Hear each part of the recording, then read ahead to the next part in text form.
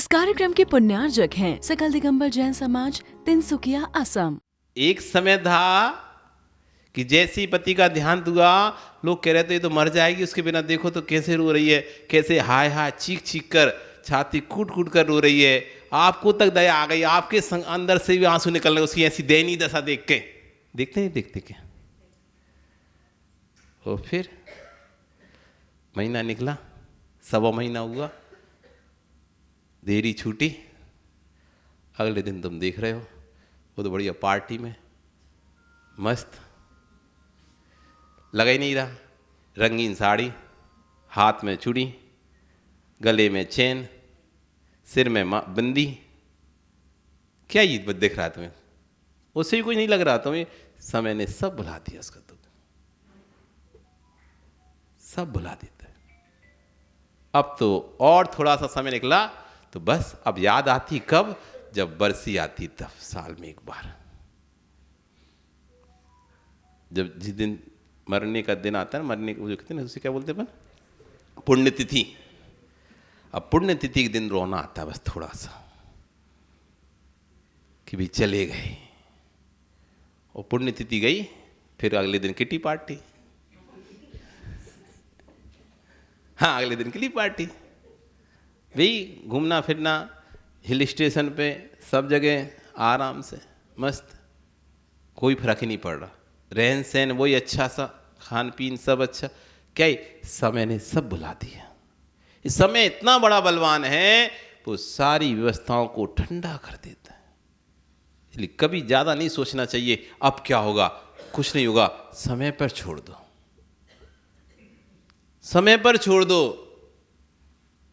समय सब समस्याओं का समाधान है। जो होगा वो सब आपके साथ नियत है। वस्तु व्यवस्था व्यवस्थित है। भूल गए द्वारकाधीश, कृष्ण भी भूल गए, नगरवासी द्वारका के, कि भगवान की वाणी में कुछ खराबी था। सब अपना जीवन सामान से जी रहे हैं। इधर दीपान विराज भी अपना जीवन सामान से जी रहे। अचानक उनको याद आता है 12 वर्ष तो हो गए, हुआ क्यों नहीं कुछ?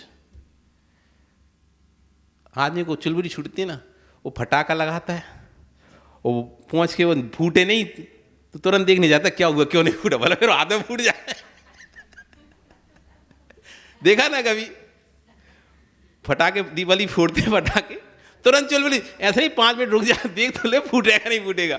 बस वो इधर लगाया और उसको लगना था जैसे ही पत्ती बंद हो तुरंत फूटना चाहिए, वो तुरंत नहीं फूटा। फूटा क्यों नहीं? पास में जाएगा और जैसे उसे उठा के देगा, फट।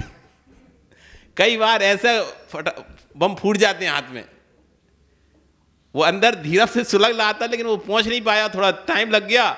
उसने सोचा क्या हो गया, क्यों नहीं हुआ, और जैसे उठा के देखा कि भाई बत्ती कितनी है, ऐसे देख ले उठा के, जैसे देखा और वैसे ही फूट गया। कभी फूटा क्या राहुल ऐसा? चुलबुली छूटती है ना व्यक्ति को, तुरंत बोला था कि 2 मिनट बाद ये घटना घटेगी, तो जैसे ही 2 अभी तो घटी क्यों नहीं, क्या हो गया? हाँ, ऐसा तुरंत आदमी स्टैंड, उसका रिएक्शन दिखाई देता है। अब वो दीपावली राज 12 वर्ष जैसे व्यतीत हुए, क्या हुआ देखिए। अब द्वारिका नगरी को क्या हुआ, जली कि नहीं जली? मैं तो यहाँ हूँ, मैं तो, मेरे तो जला, मेरे को गुस्सा आए नहीं। तो वो तो देखने निकल पड़े क्या होता है। और नगर के पहुँचते, विहार करते करते पहुँच गए नगर के बाहर, दूर चट्टानों पर, पर्वतों पर। कल जाते हैं, देखते हैं द्वारका नगरी को क्या हुआ। दूर ही उनका आश्रय होगा, प्रत्यय। अब जो समय था 12 वर्ष में 1 माह शेष बचा हुआ था, क्योंकि कहते ना एक लॉर्ड का महीना बढ़ जाता है। कभी कभी 2 सावन हो जाते हैं, जो आषाढ़ हो जाते हैं, तो वो उस हिंदी महीने के हिसाब से 12 महीने पूरे नहीं हुए थे। अधिक मास होने के कारण से वो 12 महीने में भी कुछ समय बाकी था।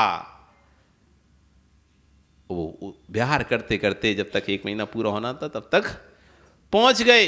वो तो और सोच रहे थे कि देखो इतने दिन निकल गए, अब तो 25 दिन और निकल गए, 12 साल तो निकल गए, ये 25 दिन और निकल गए, 28 दिन और निकल गए, 29 दिन और निकल गए। इधर यदुवंशी बाहर घूमने के लिए निकले। तीव्र भीषण गर्मी का समय चल रहा था, उनको कंठ सूख रहे थे। ऊपर पर्वत पर वहीं पर घूम रहे थे, तभी उन्होंने एक तालाब सा देखा। पर्वतों में भी तालाब होते हैं, यदि देखना हो तो तालाबों पर्वतों पे तो तमिलनाडु जाओ, वहाँ बहुत पर्वत हैं। वो पर्वतों पे खूब अच्छे अच्छे बड़े बड़े तालाब हैं। तिरुमलई वहाँ जाओ, वहाँ देखेंगे आपको पर्वतों पे तालाब। अरिहंतगिरी जिसका दूसरा नाम है तिरुमलई। वहाँ हम जब वहाँ 1 महीना रहे तो हम पर्वत पे ही चले जाते थे। ठंडा मौसम रहता है वहाँ पे, गर्मी में भी ठंडा मौसम रहता है, तो वहीं पर्वत पर जाते थे, आराम से साधना करते। वहीं तालाब था, तालाब पे बैठे बैठे देखते रहो उधर ही, और वहीं अच्छी चट्टानें थी, साधना की गुफाएं थी, करते रहो। कहाँ से पानी आता है पता नहीं चलता उस पर्वत में, कहाँ से झिरे किस तरह से आता है पानी। वो पर्वत पर तालाब पूरा भरा रहता है ऐसा। ऐसी खंतियाँ भरी हुई थी वहाँ पर। वो खंतियों में पुरानी जो शराब फेंकी गई थी वो भी भर चुकी थी, और नया पानी आता जा रहा था, भरता जा, सड़ता जाता है। पानी तो कौन निकालने वाला, सड़ रहा है, भर रहा है, और उनको कंठ सूख रहे थे। उस पानी को उन्होंने पी लिया। एक तो शराब, और ऊपर से पुरानी और हो जाए कोई चीज़ तो और ज़्यादा मज़ा आ जाता है। जैसे नया गुड़ उतना मीठा नहीं होता, नया गुड़ उतना मीठा, कोई यदि यहाँ पर काम करता हो गुड़ का तो नया गुड़ मीठा नहीं होता। जितना पुराना गुड़ हो जाता है उतना काला हो जाता है, उतना ज़्यादा मिठास देता है, मीठा हो जाता है, मदकारी हो जाता है। देसी जो शराब बनती है उसमें गुड़ का प्रयोग करते हैं, पुराने गुड़ का, महुआ का, पुराने गुड़ का प्रयोग किया जाता है जो लोकल बनती है उस शराब में। तो और वो जो पड़ा पड़ा वो सड़ गया था वहाँ पे, और मददस्त हो गया। और जैसे ही उन्होंने वो पानी पिया, वो पीने से उनको मत चढ़ गया, मत चढ़ गया। इधर दीपायन अपनी साधना कर रहे थे मुनिराज, और जैसे ही निकले उन्होंने जैसे मुनिराज को देखा, अरे ये वही तो मुनि है, ये तो वही व्यक्ति है जिसके कारण से हमारी द्वारका जलने वाली थी, मारो इसे। और उठाकर उनको पत्थर मारना प्रारंभ कर दिया। अब बेचारे मुनिराज वो तो अपनी साधना कर रहे, शांति से जितना सहन हुआ सहन कर पाए। उनको चोट लगने लगी, शरीर से खून निकलना, धक्का दे दिया गया, गिरा दिया गया। वो अपनी साधना में लीन थे, अंदर ही अंदर सोच रहे हैं कि देखो मैं तो इनका कुछ भी नहीं करा, मैं तो इन लोगों की बचाने के चक्कर में, मैं तो आराम से शांति से यहाँ रहता, इस सौराष्ट्र देश में रहता, लेकिन इनकी सोच के तो मैं बाहर गया, और ये मुझे ही गाली दे रहे हैं, मुझे ही परेशान कर रहे हैं, मुझे ही मार रहे हैं। उनको गुस्सा आना प्रारंभ हो गया। इधर ये नशा करते हुए, नशे की हालत में जब नगर में प्रवेश किए, उसकी खबर राजा को लगी, नारायण कृष्ण को, क्योंकि नशा तो था ही ना नगर में, तो नशा का कोई साधन था ही ना। फिर नशा कर कैसे लिया किसी ने, खुद वालों के माध्यम से पता चला, पकड़ के लाया गया, तुमने नशे में क्या किया। तो उन्होंने कहा हमने उधर वो दीपायन को खूब उसकी अच्छी पिटाई की। अब कृष्ण तो घबरा गए, अब क्या होगा। तुरंत पूरे नगर को खाली करने का आदेश दिया, क्योंकि अब समझ में आ गया भगवान की वाणी तो झूठी नहीं हो सकती, जलने वाला है। तुरंत नगर को खाली करने का आदेश दिया। सब लोग अपना सामान समेटकर खाली करना चाहते हैं, निकलना चाहते, तभी नगर के चारों तरफ के दरवाजे किलित हो गए, कोई दरवाजे नहीं खुल रहा। इधर दीपायन मुनिराज का क्रोध अंतरंग में जागता गया, और अशुभ रिद्धिधारी मुनिराज तो थे ही, और अशुभ रिद्धि तेजस उनको प्रकट हो गया, और उसने जाकर 12 योजन की द्वारिका में चारों तरफ से आग लगा दी। मकान, बिल्डिंग, सब दीवारें धू धू जल रही हैं, सब हाहाकार मचा रहे। बलराम जाते हैं, गेट खोलने का प्रयास करते हैं, नहीं कर पाते। समुद्र की तरफ का द्वार खोलकर समुद्र का पानी लाने की कोशिश करते हैं उस आग को बुझाने के लिए, लेकिन कहते हैं कि वो पानी भी तेल का काम करने लगता है, और आग भड़कने लगती है। तब वो अपने रथ पर बिठालकर अपने माता पिता को निकालना चाहते हैं, लेकिन वो जो रथ था वो जमीन में धंस जाता है। तब ऊपर से आकाशवाणी होती है, सिर्फ 2 ही बचेंगे, सिर्फ 2 ही बचेंगे, तुम किसी को बचाकर नहीं ले जा सकते यहां से, इसलिए तुम दोनों बलराम और कृष्ण निकल जाओ, बाकी कोई नहीं बच सकता। उसके पिता ने समझा भैया भगवान की वाणी झूठी नहीं हो सकती, इसलिए पिता ने कहा तुम लोग जाओ, हम संन्यास मरण करते हैं, हम समाधि मरण करते हैं, अब हमारा तो संन्यास मरण है ही, आप लोग निकलो। फिर दोनों लोग दरवाजा तोड़ के जैसे निकले, चारों तरफ से आग ने उसको घेर लिया और 12 जन की द्वारिका जलकर खाक हो गई, एक भी नहीं बचा, एक भी नहीं बचा। और बाद में उस पुतले ने आकर मुनिराज के शरीर को भी भस्म कर दिया। जन्म देसे जैन कालेन जैन बिहाड़ेन जम्बम्बा मरणम्बा तम देसे तेन कालेन तेन बिहाड़ेन ना सक्य दुबारिंदो इंदो वाज इंदो। किसके लिए रो रहे हो आप? वस्तु व्यवस्था इसी तरह से व्यवस्थित थी, वस्तु व्यवस्था इसी तरह से व्यवस्थित हो, जैसी वस्तु व्यवस्था व्यवस्थित है आपकी मति वैसा काम करती है। आप सोच रहे मैं पुरुषार्थ कर रहा हूं, क्योंकि आप अभी अनभिज्ञ हो, छद्मस्त हो, इसलिए आपको नियति का कोई बोध नहीं है। हमें लग रहा है कि हम पुरुषार्थ करके यहां पर आए आसाम में, हमें लग रहा है कि हम पुरुषार्थ करके प्रभावना कर रहे हैं। ये सब नियति का निश्चित समय नियत था। वैसे परिणामों को होना, यदि इस बात को नहीं स्वीकारेंगे तो केवली का केवल ज्ञान झूठा हो जाएगा। यदि बात नहीं स्वीकारेंगे तो केवली के केवल ज्ञान में झलका क्या फिर? यदि पहले से कुछ था ही नहीं तो तीनों कालों की चराचर पर्याय उनके ज्ञान में झलक कैसे पाएंगी? भविष्य तो तभी झलक पाएगा ना जब भविष्य नियत होगा कुछ। तो जब नियत ही नहीं होगा तो भविष्य झलकेगा कैसे केवलिक ज्ञान में? हमारी भविष्य में जो पर्याय होने वाली हैं, जिन जिन पर्यायों को हम भोगने वाले हैं, जो जो बनने वाले हैं, जो जो पर्याय हमको मिलने वाली हैं, ऐसी अनंत अनंत पर्याय केवली के ज्ञान में आज भी दिखाई दे रही हैं। हमें नहीं पता कि हम देव बनेंगे, मनुष्य बनेंगे, तिरंज बनेंगे, नारकी बनेंगे, लेकिन केवली ज्ञान में स्पष्ट दिखाई दे रहा है आप मरकर क्या बनने वाले हो। जब अवधि ज्ञानी मुनिराज बता देते हैं कि बेटा तेरी उम्र 3 दिन की है और 3 दिन बाद तू मरकर विष्ठा में कीड़ा बनेगा। जब अवधि ज्ञानी के ज्ञान का विषय झूठा नहीं हो पा रहा है, अवधि ज्ञानी के ज्ञान का विषय झूठा नहीं हो रहा है, फिर केवल ज्ञानी के ज्ञान का विषय झूठा कैसे हो सकता है? इसलिए वस्तु व्यवस्था व्यवस्थित है, रो मत, वो हमको परेशान कर रहा है। वस्तु व्यवस्था व्यवस्थित है। इसी तरह का नियोग था, इतना ही दिन का संयोग था। वो मुझे छोड़कर चला गया, वो मुझे छोड़कर चला गया, रो रहे हैं, बिलख रहे हैं। मत रो, मत बिलको।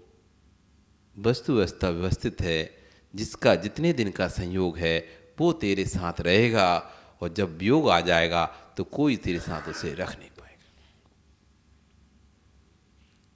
संयोग है तो कोई आपसे वियोग करा नहीं सकता, और वियोग है तो कोई कितना भी कर ले संयोग नहीं करा पाता। जब आयु कर्म क्षीण होने का समय आ जाता है और वियोग का समय जाता है तो अमेरिका क्या विदेशों से कहीं से भी ले आओ तुम डॉक्टर, बड़ा सा बड़ा डॉक्टर बुला लो, लाखों करोड़ों अरबों खरबों पैसा खर्चा कर दो, जब वियोग होना प्रारंभ नियत हो गया है अब उसे कोई नहीं बचा पाएगा। जब वियोग नहीं होना होता तो सब साधन मिल जाते हैं बचाने के, फिर सब साधन मिल जाते हैं बचाने के। हमें लगता है कि इन साधनों से बच गया, उसका जीवन नियत था, इतना उसे जीना था, इसलिए वो और जी रहा है। अब चाहे सड़क सड़क के जी रहा हो, चाहे कोमा में रह के जी रहा हो, चाहे लूला लंगड़ा बन के जी रहा हो, चाहे स्वस्थ होकर जी रहा हो, चाहे अपाहिज बन के जी रहा हो, लेकिन अब इतना जीवन विशेष था ट्रेन के सामने चला भी गया था, कटा तो एक पैर कट के रह गया, बाकी उधर बीच में फंस गया, सो मर नहीं पाया, गर्दन नहीं कटी। सब थोड़ी ना मर जाते हैं, कुछ मर जाते हैं तो कुछ बच भी तो जाते हैं, हाथ पैर टूट जाते हैं, कट जाते हैं, तो ऐसे ही जीते हैं फिर पूरा जीवन। जहर खाने सभी लोग थोड़ी ना मर जाते हैं, जहर खाने के बाद बच भी जाते हैं, पूरा शरीर खराब हो जाता है। फांसी लगाने सब कोई मर थोड़ी ना जाते हैं, फांसी लगाने के बाद भी बच जाते हैं, ऊपर से गिरने के बाद भी मर थोड़ी ना जाते हैं, बच जाते हैं, कोमा में चले जाते हैं, इधर चले जाते हैं, एक्सीडेंट भी हो जाता है तो सब मर थोड़ी ना जाते हैं। जिनका आयु शेष है वो चाहे तड़प के चाहे कैसे, वो आयु तो पूरी भोगते हैं, फिर भोगते हैं। वस्तु व्यवस्था व्यवस्थित है। जब इस बात का व्यक्ति को ज्ञान हो जाएगा किस चीज की संक्लिष्टता, वो हमारे साथ बुरा कर रहा है, वो क्या ही बुरा कर पाएगा मेरा। वस्तु व्यवस्था व्यवस्थित है, मेरा ही ऐसा कार्य, मेरा ही भाग में इस तरह का अनहोनी लिखी होगी, तभी अनहोनी हो रही है, क्योंकि वस्तु व्यवस्था व्यवस्थित है।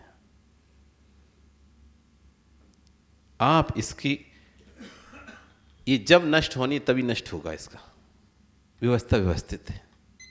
तुम तोड़ दो, तोड़ सकते हो तुम, लेकिन इसके परमाणु जैसे क्षीण होने, जब क्षीण होने तभी क्षीण होंगे उसके। हर वस्तु व्यवस्था व्यवस्थित है। आप कुछ भी नहीं करो, वस्तु पुरानी होनी है, रखी रखी पुरानी हो जाएगी। पूरा गलत स्वभाव है इस वस्तु का। आप घर में कपड़ा रखो, रखे रहो, 10 साल बाद, 15 साल बाद, 20 साल बाद रखे रहने दो, बिल्कुल भी उपयोग करो, 20 साल बाद देखो कपड़ा ऐसा चर हो जाएगा। नहीं देखा क्या? लंबे समय से रखा था, 20 साल हो गए, रखा रहा, पड़ा रहा अलमारी में, तुमने उपयोग भी नहीं किया, लेकिन अब उठाया, चर अपने आप। ये कैसे? कब सड़ा? कब उपयोग किया इसको? कब धोया? हमने तो कभी धोया नहीं, पहना ही नहीं, सड़ कब गया ये? अपने आप ही धागा पुराना हो गया, अपने आप ही। कोई ने कमजोर किया ही नहीं, धागे को छुआ तक भी नहीं था, तब भी धागा कमजोर हो गया। हुआ कि नहीं हुआ? हो गया ना। वस्तु व्यवस्था व्यवस्थित है, इसलिए ज्यादा किसी की नहीं सुनना चाहिए। कोई क्या कह रहा है, कोई क्या नहीं कह रहा है, भैया वस्तु व्यवस्था व्यवस्थित है। जिसको जो कहना है कहो, वस्तु व्यवस्था व्यवस्थित है। तुम्हें जो करना है वो तुम करो। जब कहने वाला स्वतंत्रता से कह रहा है तो करने वाले को स्वतंत्रता से करना चाहिए। वस्तु व्यवस्था व्यवस्थित है, जो होना है वो तो होना है। तुम चाहे कहो चाहे नहीं कहो, करो चाहे नहीं करो। ज्यादा इसलिए संचय भी करके मत रखो वस्तुओं को। इस कार्यक्रम की पुण्यार्जक थी सकल दिगंबर जैन समाज, तिनसुकिया, असम।